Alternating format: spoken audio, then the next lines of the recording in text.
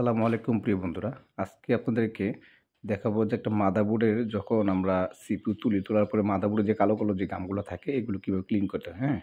তো এক ভাই আমাকে রিকোয়েস্ট করছে আবারও যে ভাই সিপিইউ তোলার পর অনেক সময় বলগুলো মানে ক্লিন করার সময় বলের সমস্যা হয়ে যায়, তাই না? তো আমি ওনাকে বলব যে আপনি দেখেন কাজ করার সময় খুবই এই কাজগুলো কিন্তু খুবই সিনসিয়ারলি করতে হবে। দেখেন আস্তে, আস্তে কাজ করবেন। দেখেন আমার যে গ্লুগুলো আছে দেন সাইডে যে ১ম এ আপনি সাইডে যে গ্লুগুলো আছে এগুলো ক্লিন করেন, হ্যাঁ? আচ্ছা সবগুলো ক্লিন হবে। তবে একটু সময় দিতে হবে। আপনাকে একটু স্লো মোশনে কাজ করতে হবে। আর তাতালটা আপনি ৩৫০ হিট রাখবেন বা ৩৪০ এ রাখেন। আর যে গ্লুগুলো আছে এগুলোতে আপনি যদি আপনার বিশেষ প্রবলেম হয় তাইলে আপনি করেন হট গানের হিটটা ২৭০ এ রাখতে পারেন এবং তাতালের হিটটা ৩০০ তে রাখতে পারেন। কিন্তু ২ টা যদি একসাথে করেন আর যদি ২ টা একসাথে না করেন শুধু তাতাল দিয়ে কাজটা করতে চান তাহলে ৩৫০ রাখবেন তাতালটা, হ্যাঁ? তাতে ৩৫০ বা ৩৫৫, ৬০ পর্যন্ত যাইতে পারে দেখেন। সবগুলো গ্লু কিন্তু আস্তে, আস্তে উঠে যাচ্ছে, হুম? শুধু তাতালের বাড়ি কিন্তু সবগুলো উঠে দেব। এনে অন্য কোনো কিছু দরকার নেই। শুধু জাস্ট একটু পেস্টটা ব্যবহার করবেন। একটু পেস্ট একটু বেশি দিবেন, হালকা একটু বেশি ব্যবহার করবেন। করার পর দেখেন আমি কি সবগুলো গ্লু কিন্তু অলরেডি, হ্যাঁ, সাইড গ্লুগুলো আগে পরিষ্কার করেন। করার পর দেখেন এই মাদারবোর্ডের মধ্যে আমরা যে প্রসেসরটা লাগাই বা সিপিইউটা লাগাই এখানে মাঝখানে যে কালো গ্লুগুলো থাকে এখানে দেখা যাচ্ছে ক্লিয়ারলি। এগুলো দেখেন এর আরেকটি স্টেপে ক্লিন করবেন। আরেকটি স্টেপে যে কি আপনি দেখেন এখানে যে কালো গ্লুগুলো এখনও লাগানো আছে। প্রথমে সাইডগুলো ক্লিয়ার করার পর তখন আপনি হট গানটা নেন ২৭০ বা ৭৫ হিট রাখেন। রাখার পর আপনি দেখেন আমাদের আইসি যে নেপটা আছে সেই নেপটা দিয়ে আস্তে, আস্তে ক্লিন করেন, হ্যাঁ? তো অনেকে আমাকে কমেন্ট করছেন এই বিষয়ে যে ভাই আপনার যেন আমাদের বলগুলো অনেক সময় উঠে যায় বা বলগুলো সমস্যা হয়। আসলে এগুলো বলগুলো ওঠার মেইন কারণ হচ্ছে আপনি সিপিইউ যখন হিট দিয়ে তুলেন তখন আপনার কোনো বল যদি নরম হয়ে যায় বা কোনো উইক হয়ে যায়, কোনো বলটা দুর্বল হয়ে যায় তখন কিন্তু বলটা আপনার ক্লিন করার ওঠার সম্ভাবনা থাকে। যদি আপনি সিপিইউটা তুলতে পারেন ভালোভাবে, আইসিটা যদি ভালোভাবে তুলতে পারেন তাহলে কিন্তু বল ওঠার চান্স খুব কম। আর যদি এগুলো উঠে এগুলো আমার একটা ভিডিওতে দেওয়া আছে আপনি বল কীভাবে বানাবেন, হ্যাঁ? এগুলো দেওয়া আছে এগুলো দেখবেন এভাবে বল বানিয়ে নিবেন, হ্যাঁ? আর এই যে গ্লুগুলো দেখেন আমি আমার যে আইসি নিপটা আছে মানে এখানে তাড়াহুড়ার কোনো বিষয় না। আপনি উল্টা দেন, বাজে দেন, যেইভাবে দেন আপনি আস্তে, আস্তে, আস্তে, আস্তে প্র্যাকটিস করেন দেখবেন মানে একটু সময় নেন। আপনি এগুলো বেশি মানে কোনো ধরনের প্রেশার দেওয়া যাবে না। শুধু আপনি আস্তে, আস্তে একটু সময় নেন। প্লাস আমাদের আইসি যে নিপটা আছে এটার উপর দিয়ে চালান আস্তে, আস্তে হিটটা দেন। ২৭০ হিট রাখেন। রাখার পর আপনি নিপটা এক জায়গায় যে একবার ঘষা দিলে হবে এমন না। বেশ কয়েকবার টাচ করেন প্রয়োজনে। দেখেন আমি কিন্তু আস্তে, আস্তে সবগুলো কিন্তু আমাদের উঠে যাচ্ছে, হ্যাঁ? এরপরও কিছু, কিছু গ্লু থাকবে। কিছু, কিছু হালকা থাকবে। এগুলো যেগুলো থাকবে এগুলো কি করবেন? আপনি যখন ডিসোল্ডিং ওয়্যার দিয়ে আপনি পরিষ্কার করবেন আবার, আমরা যখন এটাকে আবার তরল পেস্টটা দেওয়ার পর এখন কিন্তু তরল পেস্ট নাই। সব ব্রাশ দিয়ে টোটালি ক্লিয়ার তরল পেস্ট এবং আমাদের যে ছিল গ্লুগুলো ছিল এগুলো সবগুলো ক্লিয়ার করার পর শুধু জাস্ট একদম পরিষ্কার ব্রাশ দিয়ে পরিষ্কার করার পর মানে আইসি যে নিচে যে ইয়েগুলো থাকে আমাদের থিনার থেকে থিনারটাও প্রয়োজনে একটু শুকায় নেবেন একটা শুকনা কাপড় দিয়ে। শুকানোর পর এরপরে হট গান দিয়ে হিট দেন। আইসি নেটটা আস্তে, আস্তে চালান। দেখেন সবগুলো গ্লু উঠে গেছে। দেন একটু গ্লুও নাই, হ্যাঁ? এরপরও কিছু, কিছু সামথিং কিছু রয়েই গেছে। তো এগুলো দেখেন যেগুলো রয়ে গেছে এগুলো উঠানোর প্রসেস দেখেন আবার। আপনি তখন আবার তরল পেস্টটা পুরোটা আইসিতে দেন, হুম? পুরোটা আইসিতে আপনি তরল পেস্টটা দেবেন। দেওয়ার পর আমরা যে ডিসোল্ডিং ওয়েট যেটা ব্যবহার করব সেটাকে একটু প্রয়োজনে রজনের সাথে দেখেন। রজনের সাথে একটু অ্যাটাচ করে নিন। মানে একটু হালকা রজন লাগিয়ে নিলে কি সুবিধা হয়?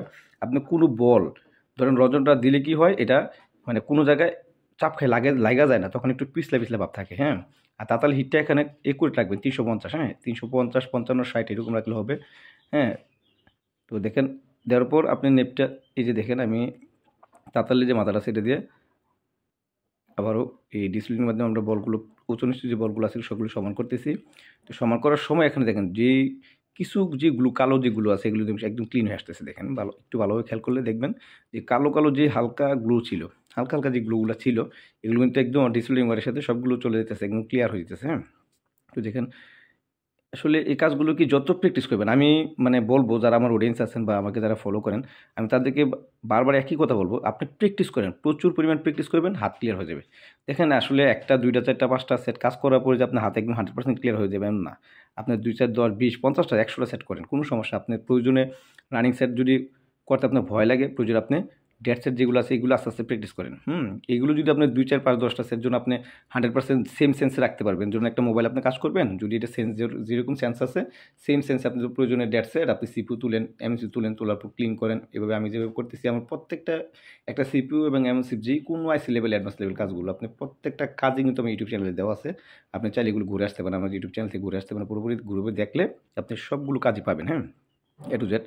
তো দেখেন এই যে কালো, কালো কিছু গ্লু ছিল এগুলো কিন্তু একেবারে এখন ক্লিয়ার, নিমিশে ক্লিয়ার হয়ে যাচ্ছে। হ্যাঁ, তো ডিসপ্লে এটা একবার না, আপনি প্রয়োজনে এক জায়গায় কয়েকবার চালান। তবে হ্যাঁ, একটা কথাই বেশি বলবো যে আপনি বেশিক্ষণ এক জায়গায় স্থায়ী করবেন না। হ্যাঁ, বেশিক্ষণ যখন স্থায়ী করবেন তখন তার হিটটা প্রচুর পর্যাপ্ত পরিমাণ থাকলে যদি এক জায়গায় থাকে তখন কিন্তু নিচের দিকে বলগুলো মানে যে আমাদের আইসির যে লেগগুলো আছে বা বলগুলো আছে এগুলি সমস্যা হওয়ার সম্ভাবনা থাকে। হ্যাঁ, এই জন্য কী করবেন, একটু ঘুরিয়ে কাজ করেন। হ্যাঁ, মানে মাদারবোর্ডটা ঘোরান, আপনি নেট আপনি ডিসপ্লে ঘোরান, তাতালটা ঘোরান, এভাবে কাজ করতে হবে। হ্যাঁ, দেখেন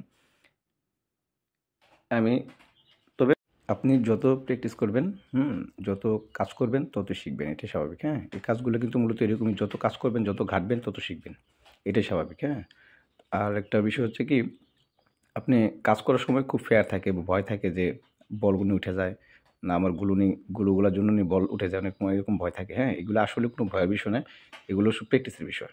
আপনি যত কাজ করবেন, দেখবেন, ঘাটবেন, তত শিখবেন।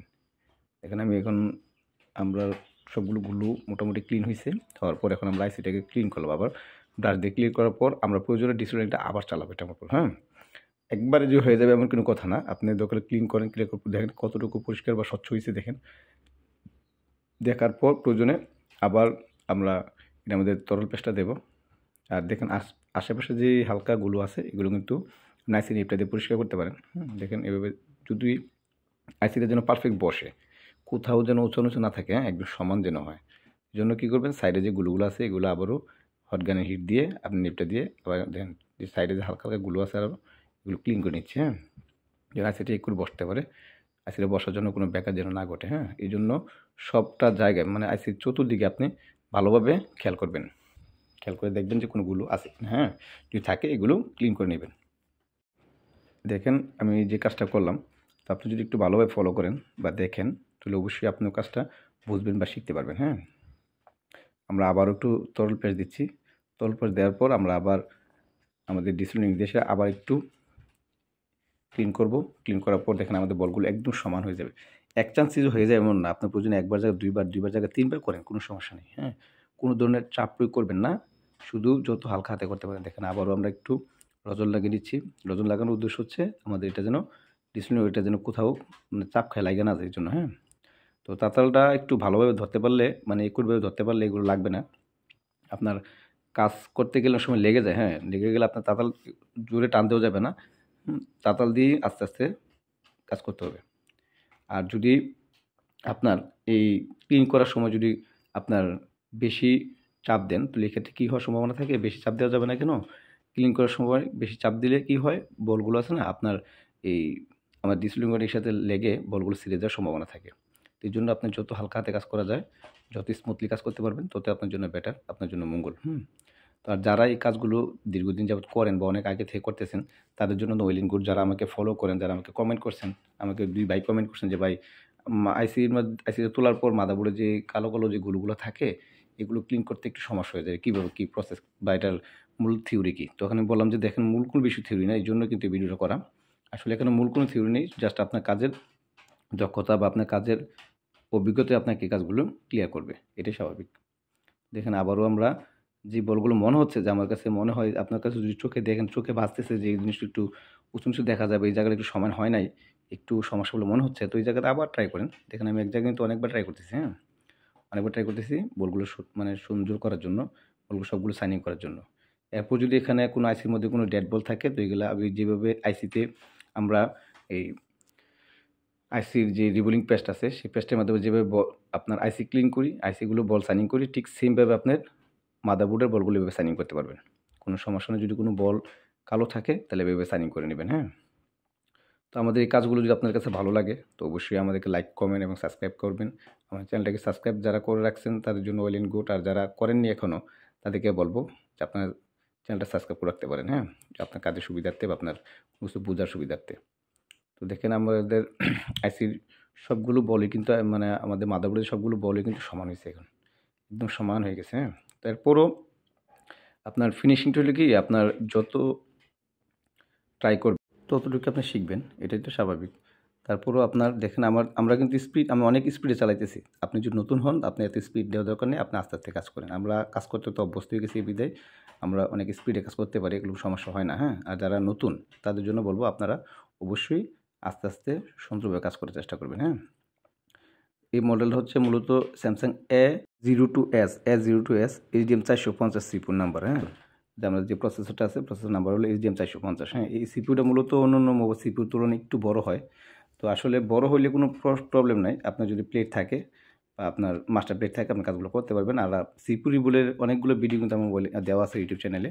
আপনি সিপিউরি বলে ভিডিওগুলো যদি আপনার প্রয়োজন হয় আপনি ওখান থেকে দেখে নিতে পারেন বা আপনি ওখান থেকে ট্রাই করতে পারেন। হ্যাঁ, আর করার পর দেখেন আমরা আইসিটা সুন্দরভাবে একটু আমরা তুলো অথবা টিস্যু দিয়ে আপনি সুন্দরভাবে সাইডগুলো একটু ক্লিন করেন। ক্লিন করার পর দেখেন আমাদের বলগুলো কিন্তু সবগুলো বল একদম ক্লিয়ার, একদম শাইনিং হয়ে গেছে। আর কোনো আঠা কিন্তু এখন নাই, কালো যেগুলো থাকে বা আঠাগুলো থাকে এগুলো নাই। তো আজকে পর্যন্তই, ভালো থাকবেন, আল্লাহ হাফেজ।